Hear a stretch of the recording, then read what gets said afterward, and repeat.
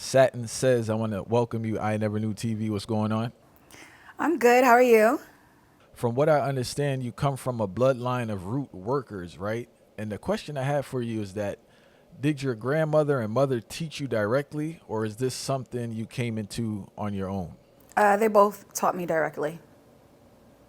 Yeah, so it's in the bloodline, so it's something that we all have, we all possess. So it gets passed on to all the daughters usually. And what was the introduction like for you earlier on in your life as a child? Uh, well, I didn't know what it was initially as a child. I didn't know what I was doing. I didn't know it was root work. I didn't know it was witchcraft. It was just a way of life. It was just how we did certain things to get what we wanted. So I would assist my grandmother with certain rituals.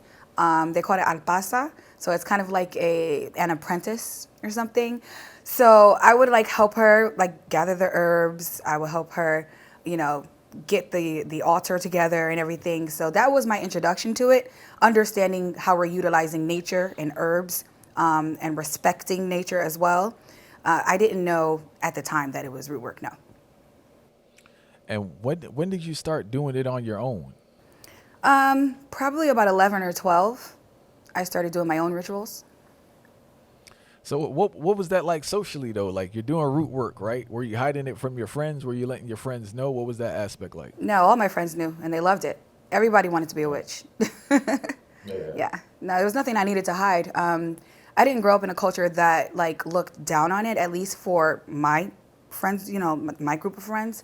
There was nothing negative. There wasn't a connotation of negativity because that usually is taught anyway. So because they didn't probably understand what I was doing anyway, they didn't look at it as something bad. So I didn't have to hide it, and I didn't grow up thinking that I needed to hide it. So there was never anything negative about it. Can you break down for the viewers? I've had numerous people on the show speak about libations. I wanted to hear your perspective and understanding of libations.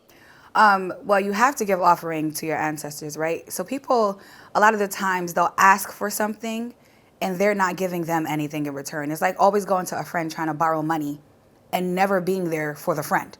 So you have to give them their offering. It doesn't have to be libation. It doesn't have to be liquor or water or whatever libation you're using. It can be food, it can be money, whatever the case may be. But you have to give them something or else you're only taking.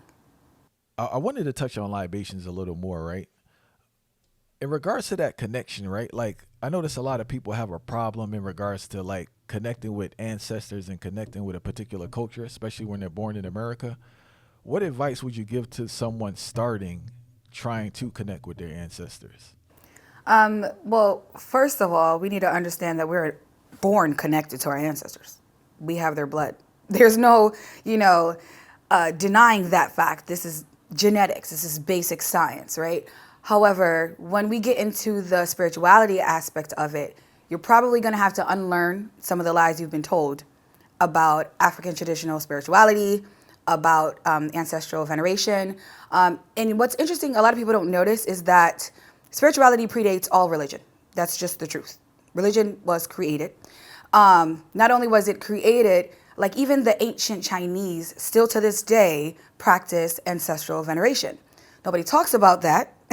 They only talk about when black people do it because it was basically shunned upon, because when they brought the Africans to America, it was like, no, you cannot practice that. Now you are going to practice what's in this Bible, because the Bible now basically is a method of manipulation. So if we tell you you're going to go to hell and you're going to die if you don't basically do what we say, you're probably going to do what they say. So they stopped practicing anything ancestral and started practicing Christianity, Catholicism, which basically is the same thing. So if you want to get into it, you're going to have to unlearn some of those lies. And unfortunately, that is passed down generation to generation. And until you start questioning these things, until you start looking for these answers, you're probably going to think it's evil or whatever they call it, demonic. I don't know. I know you've gotten a lot of feedback from people over the years from the work that you do, right? So, what are some of the lies, the main lies people have in their mind about what Professor Smalls would call the sacred sciences, the African sacred sciences? The biggest lie is that witches or anybody that's manifesting or touches on voodoo, hoodoo, spirituality is doing devil work or devil practice, whatever. The biggest thing that I don't understand about that is that the devil is something that's in the Christian Bible. It's a Christian belief. So that doesn't make sense to us. We don't believe in that. We don't believe in the devil. I don't believe in none of that. So that is the biggest lie. That's definitely the biggest lie because it doesn't even make logical sense. If I don't believe in it, but you believe in it, how are you going to tell me that that's what I practice? That's what you believe.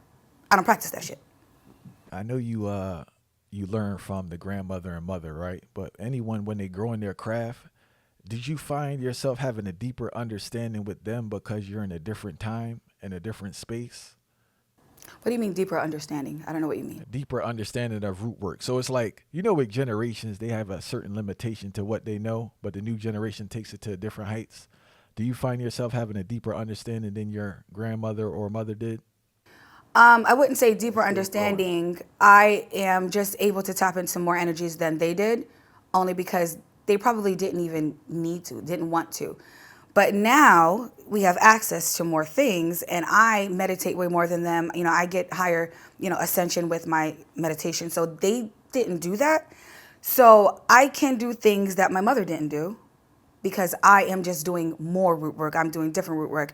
What she taught me was ancient knowledge, which still is very powerful. But they didn't think of the things that I do. They don't manifest the things that I do. So I would say it's different, but not necessarily better. And like I said, I can tap into higher, areas of manifesting than they did.